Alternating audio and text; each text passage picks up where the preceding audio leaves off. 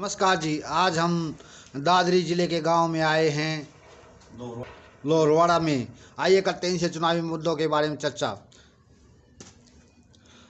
हमारे साथ मंजीत जी हैं जो भावी सरपंच हैं। तो नमस्कार मंजीत जी। नमस्कार जी।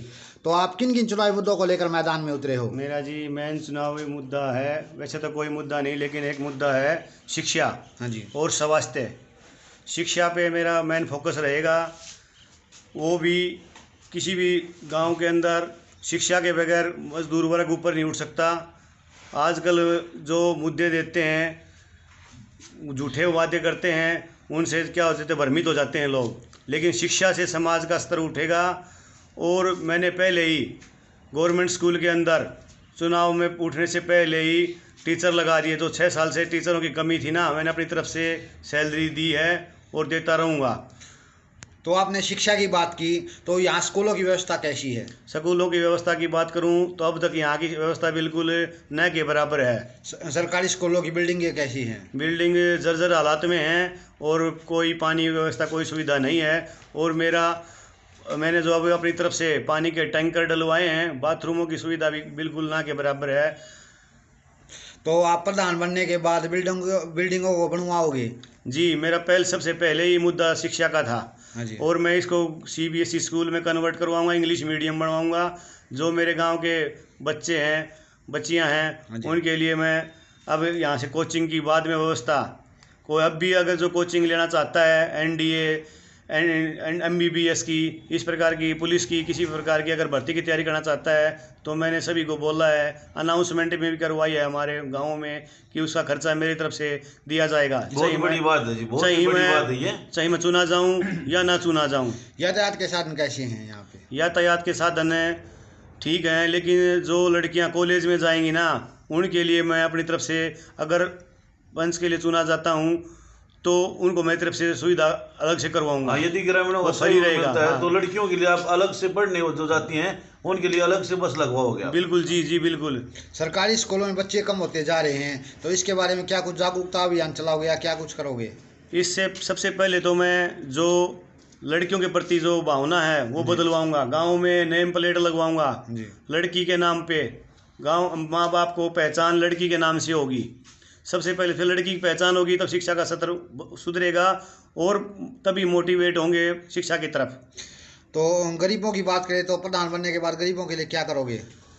देखो जी, गरीबों का मेन उद्देश्य है, अगर कोई गरीब, मेरी तरफ से मैंने अभी करवा दिया है कपड़ा, जो भी बच्चे की यूनिफॉर्म है, जूते हैं, पेंसिल है, कापी पेन है, ये भी अभी मैंने प्रोवाइड करवाए हैं और करवाता रहा हूँ।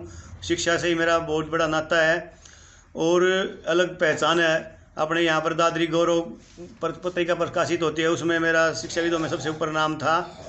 और अगर जब शिक्षा की बात करोगे तो मैं जो नीची जाति के बच्चे हैं जी। बिल्कुल, जो इनको प्रति शिक्षा प्रति ध्यान नहीं है, जो ऊँचे, जो एक मेरे गांव का एक भी बच्चा नवोदय विद्यालय के अंदर या सैनिक स्कूल के अंदर अब तक SCBC या जर्नल का नहीं गया है।